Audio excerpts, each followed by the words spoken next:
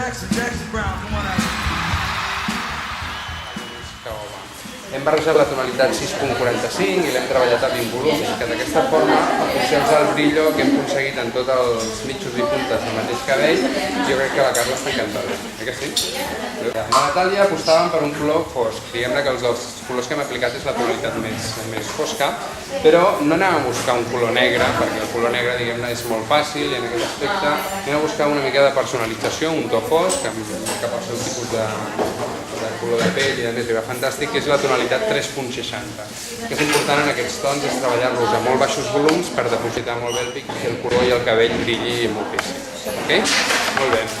La Tània hem anat a buscar una bitonalitat, sí? Hem anat a buscar una sensació de cabell molt més fosc a tota la zona de mitjos, de canvi de pla fins a nuca, i hem treballat una tonalitat negra, en aquest cas la tonalitat número 1, treballada a 12 volums i mig, i a la part superior hem treballat la tonalitat 5.45. La tonalitat 5.45 l'hem treballat a 20 volums, fixeu-vos que el que aconseguim és relleu i densitat en el conjunt del cabell. La Sandra presentava un cabell amb un desgast important de color i el que volíem aconseguir era una major uniformitat. Sí?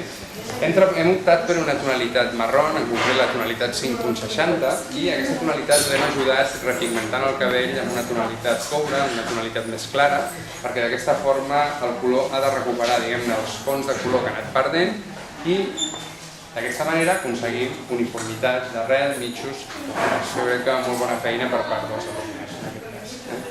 La Cíntia hem buscat algo diferent en el color, algo diferent del com ella presentava uns mitjos i puntes lleugerament negres i hem buscat un color de relleu, és a dir, un color a l'arrel lleugerament més caoba i ens hem dirigit cap a la tonalitat 4.60, que és un marró xocolata, i aquest marró l'hem incrementat amb un colorant directe, en concret amb la tonalitat X78. Fixeu-vos que les puntes han adquirit el relleu i conforme el cabell també es va movent, el color va variant també. En el dorsa el que hem realitzat és una tonalitat frontal de color vermell i hem optat per colorants directes, que diguem-ne són els colorants que més intensitat ens donen, i en concret hem treballat amb la tonalitat X78.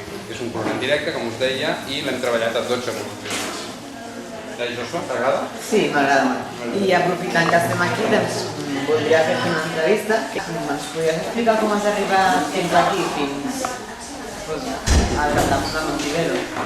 La meva mare era perruquera, en aquest cas jo vaig començar jugant amb rulos i escumes i de més, i sentint l'olor de permanents, tints i tot això. Llavors, a partir d'aquí vaig cursar uns estudis com esteu realitzant vosaltres i sobretot un cop finalitzes els estudis preocupant-me molt de formar-me i tindre tot l'interès a nivell de rebre contra més informació millor per arribar en aquest cas fins a l'estat.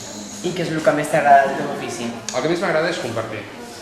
Compartir jo crec que és essencial per aconseguir diguem-ne un bon feedback amb la gent i que la gent t'escolti, que la gent s'ho passi bé i que sobretot que si tan sols t'interessa una cosa però aquesta cosa la poses en pràctica, per mi l'èxit és aconseguir. Els reptes els has de posar dia a dia i en aquest cas estem fent una expansió a nivell internacional tremendament interessant i en breu marxarem cap a Mèxic a treballar, en breu marxarem cap a Rússia també, o sigui que aspiracions dia a dia. Molt bé. I per últim, què t'ha semblat l'experiència de compartir la nostra classe? Mira, som un grup supermaco, heu portat jo crec que excel·lent, hem treballat amb molta cohesió i en aquest aspecte per mi ha estat un dia molt gratificant. Normalment sempre estic amb perruquers, 2 cops l'any fem una setmana de formació als IES de Catalunya i per mi de veritat que és un plaer. Doncs molt bé, un plaer també.